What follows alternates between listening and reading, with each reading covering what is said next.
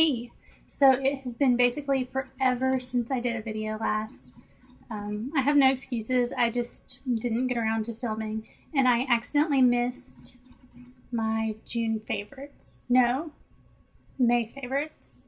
So I'm going to sort of combine the two and do my May-June at the same time, now that it's almost the end of July, because better late than never, right? Some of them are new things that I picked up, but most of them actually are kind of oldies but goodies. One of the new ones that I have really been loving is the Armani Master Corrector in the pink shade. I mentioned this in my post about how to cover under eye circles, which I'll link to below. But it is a tiny, tiny fine brush with pink color corrector on it. And I use that right sort of in the baggy parts under my eyes to correct the shadowy area there. I tried the orange one because I thought that it might cover up the circles a little bit better, but it turned out that my under eyes aren't as blue as I thought they were, so it basically just made my eyes orange. So I returned that and I got the pink one instead, and I'm really liking it. Another new thing that I've really been reaching for a lot is actually a sample that I got as a promo code from Sephora, and that is the Dolce by Dolce & Gabbana perfume. It is a new scent as of this spring, and it smells very spring summery.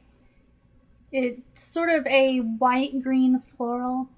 It's not overpowering, but you can, there is just a little bit of a cloud around you. So it's not pointless to wear. And it lasts for a pretty long time. Usually like 6 or 7 hours, which it seems like most of my other perfumes wear off a lot sooner than that. So I've been liking that a lot. And now we're going to jump into things that I just have been using forever, and I still love them. Start with Hourglass Immaculate Liquid Powder Foundation. This foundation was one of the very first reviews that I did on my blog, and the pictures were terrible. But people apparently are still searching for reviews of it and stuff. So I did a little update, and I got a new color for myself because the one from last summer was too dark. I guess I'm a lot less tan this year because I've actually been using sunscreen. And it does a pretty good job, I think. I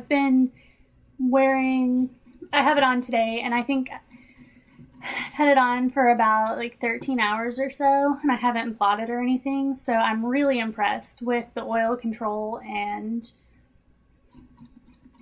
I think it looks fairly skin-like. So it's probably my favorite summer foundation. I've also been really getting into eyeliners lately. I don't usually use eyeliner, but I'm trying to practice more and get good at it. I can finally do a wing in less than 20 minutes, which I consider an absolutely phenomenal accomplishment for me because I don't have steady hands or good coordination, so I'm bad at it. But the one I've been using is the Laura Mercier cream eyeliner. I'll open it up. It is just a super black cream eyeliner. It's not too shiny. Focus on me. And it stays on all day. 18 hours later, you're using an oil-based remover practically to scrub it off. So, perfect for, outdoor stuff in the summer, anything where you need a long wear. I would totally use this for a wedding if I was doing makeup for a wedding, which I'm not because I don't do that professionally. But I would recommend it to someone.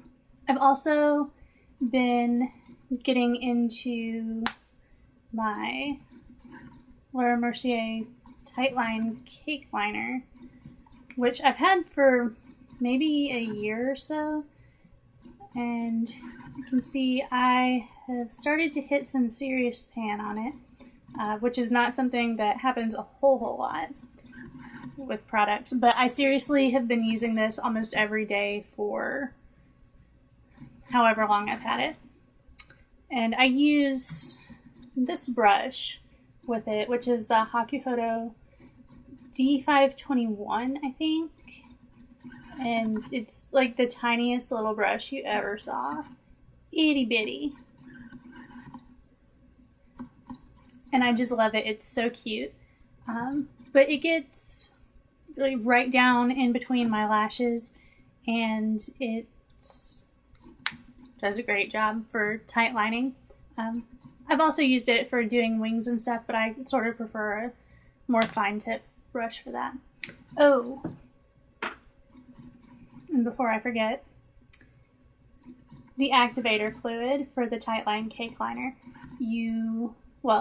I have to use it because I've tried wetting it with Visine or distilled water, and if I do that, it just all transfers to my waterline, and that's not a great look for me because I have small eyes. But this gives it sort of a polymer finish and makes it stay on without transferring or migrating or bleeding or all of the bad things that can happen to eyeliner, which is more than you would expect. Also, L'Oreal Aqua Lacquer. I know not everyone loves these because they have a little bit of a chemical undersmell, aftersmell. There's sort of a chemical scent to it under the fruity flavor, but they're glossy, they leave a good stain, they don't wear off unevenly, and they're super easy to apply. They're not as pigmented as the YSL glossy stains, which I actually like because they're a little bit more toned down, and if you don't have to have quite as perfect of a line. And they're also like $8, so you really can't beat that. And the last one for my May-June favorites is another brush,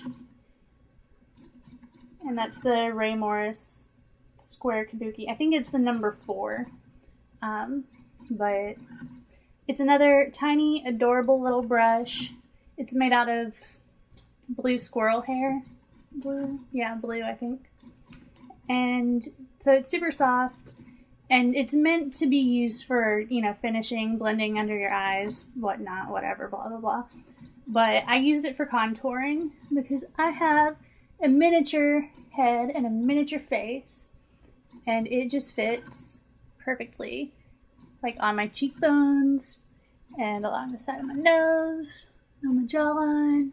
So it's a really nice all-in-one contour for powders. You can't use it for creams because the squirrel hair is just not springy enough to push it around, and it would definitely cause it to wear and tear a lot earlier. But since I use mostly powder contours, it is absolutely the perfect little brush. And that is the whole list of my makeup and perfume, I guess, favorites for May and June. I'll try to be a little bit more timely with my July favorites because I don't want to leave you hanging. So expect some more videos soon because I'm trying to make up for lost time. So sorry.